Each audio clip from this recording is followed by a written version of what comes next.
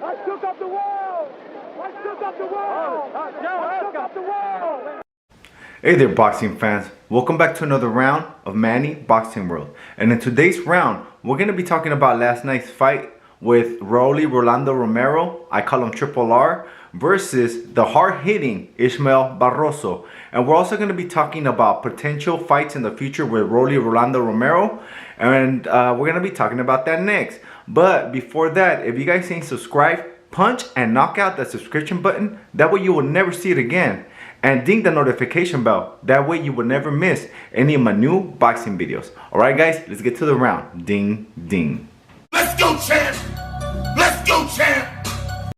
Okay guys, originally it was supposed to be Rollie Romero versus Albert Puello.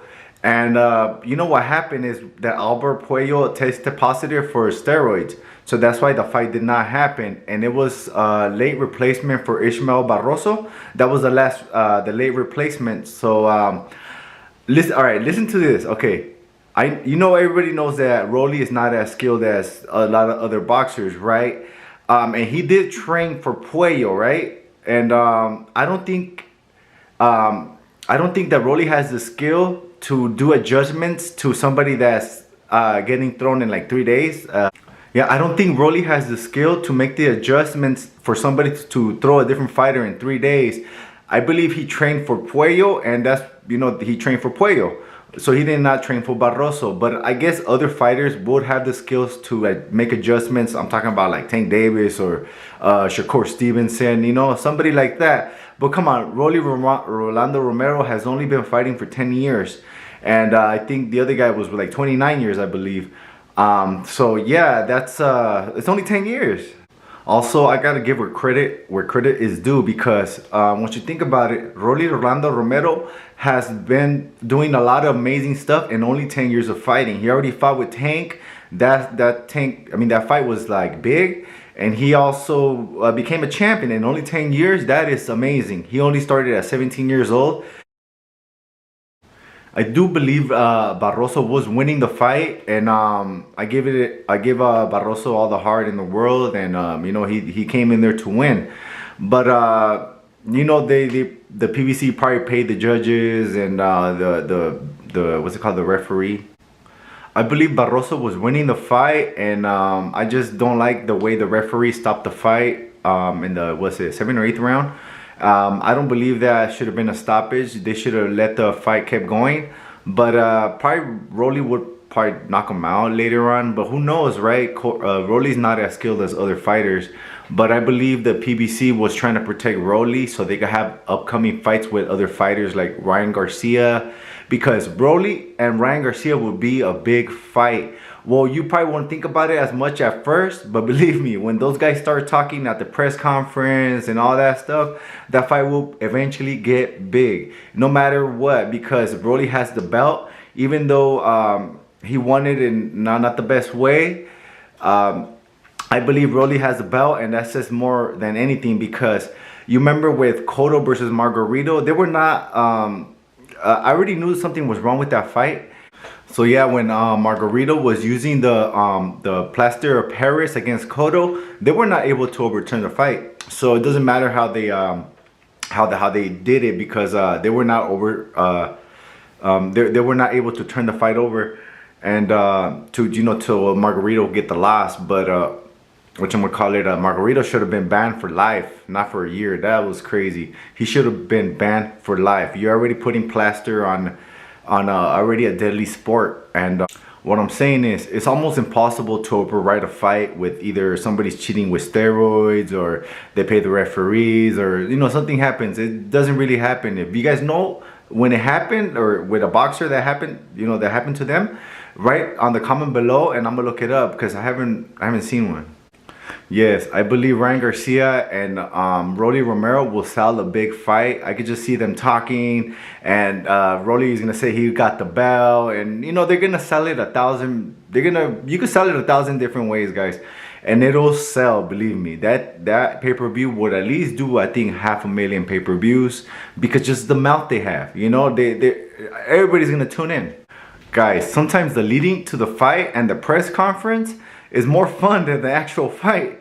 and especially when you split everybody to get like split everybody apart. And I can't wait for another fight that happens to like that, because I had fun on this Ryan Garcia versus Tank fight.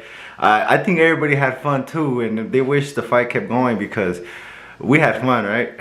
But I was only biased to Ryan Garcia because he's from my city and he is from God. I'm a man of God myself.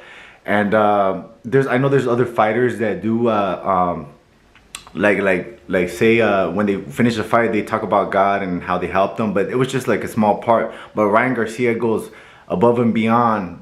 He's really into God, so that's how I am. So that's for a reason I'm rolling with Ryan Garcia, even if he's not as good as I thought. But I'm still gonna roll with him. But like I know Tyson Fury, he's from God, but he's not really like that. He cusses and all that stuff.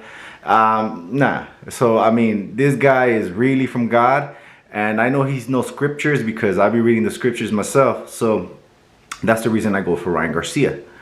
But yes, guys, I seen the post-fight conference with Rollie and the interviewers, and they were saying that he would love a fight with Ryan Garcia, and I would too, because I could just see the press conference. It would be amazing. I can't wait if they make that fight happen, because that'll be a big fight. Even though they're not both as skilled as people say, I would still want to watch that fight because I'm a fan of boxing, you know. So I don't have like a lot of favorite boxers, but yeah, kind of Shakur Stevenson's my favorite boxer. But I mean, I'm not gonna tattoo his name on my forehead, but you know, I am a fan. In boxing, it's a really small world, so you really have to spar with everybody who's on top to get better. And yeah, you know, so if there wasn't any like lower level boxers, there's no way for the higher boxers to climb up, because there'll be nobody else. What if there was just a Teofimo Lopez and a you know, all the top name fighters, and there was no lower level fighters so they could climb up? How would it work? Yeah, that guys, the referee should have never stopped the fight. I think the fight could have kept going if he didn't stop the fight, but he did. So I don't know. But even if it went to the scorecards, you guys don't think that the judges will get paid as well too, so they could have Rollie Rolando Romero the win, because they're gonna make a lot of money with the Ryan Garcia fight, or even the rematch with Tank. And Rollie Rolando Romero said that he only has 2 opponents to go fight next. That's all he's caring about. And that is Ryan Garcia or the rematch with Tank. And he also said, well, what if me and Ryan Garcia fight and the winner gets Tank in the summer? Do it old school. And that's dope. I like that, because that's how I want the fights to happen. Like old school, you know, where everybody fought like once a month.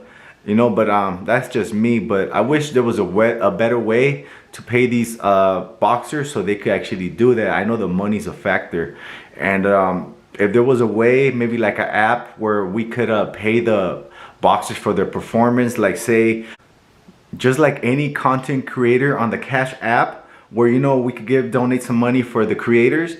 I believe if we could make an app where we could pay the boxers like a Cash app, where we could give them some money for their performances, because sometimes if they have good performances, I will give a few bucks to them.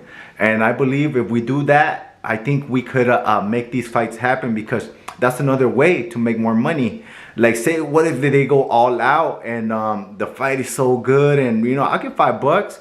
Not like Tank versus Ryan, where it was kind of one-sided. I wouldn't give anything for that fight, but like a fight that's so good that we could give some money to the fighters, so they could start making bigger fights. I think that would do that. If every single platform does do that, I think we could get more big fights and more constantly, maybe like once every 2 weeks. That would be dope.